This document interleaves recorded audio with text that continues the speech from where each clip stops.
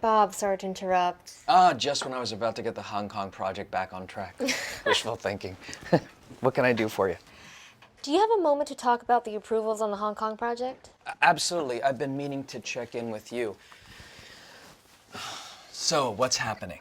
Well, we're at risk for missing timelines and going over budget if we don't secure their approval on all aspects of our design soon. True. So, where do we stand?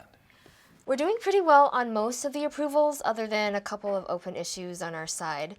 We've got to finalize the design specs on the cooling system and decide on the standards in Juan's proposal, but we're on top of that. Okay, what else?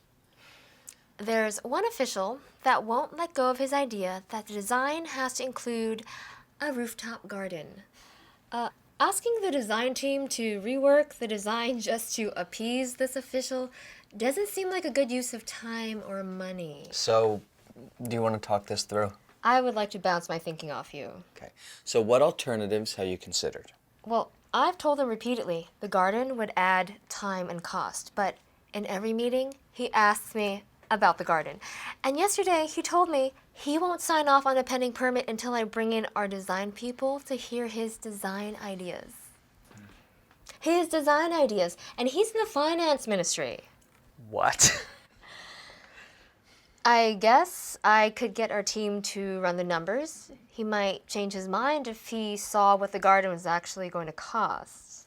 Or I could bring in the design team. They'd probably find it amusing. You know, I have read about buildings in Manhattan that have significantly lowered building temperatures by adding green space to the roof. I know we don't want to rework the design again, but while we're still trying to solve the cooling system, maybe this should be on the table. it's an option. Have you ever encountered this sort of last-minute demand thing before? Yes, that politician in Manila who had so much to say about the harbor project. I remember that negotiation. That was tough. Well, until I figured out he was dragging his feet because he was using us as a bargaining chip to get another project approved. But you stayed calm and composed throughout that negotiation. So I wonder if there's something else going on here.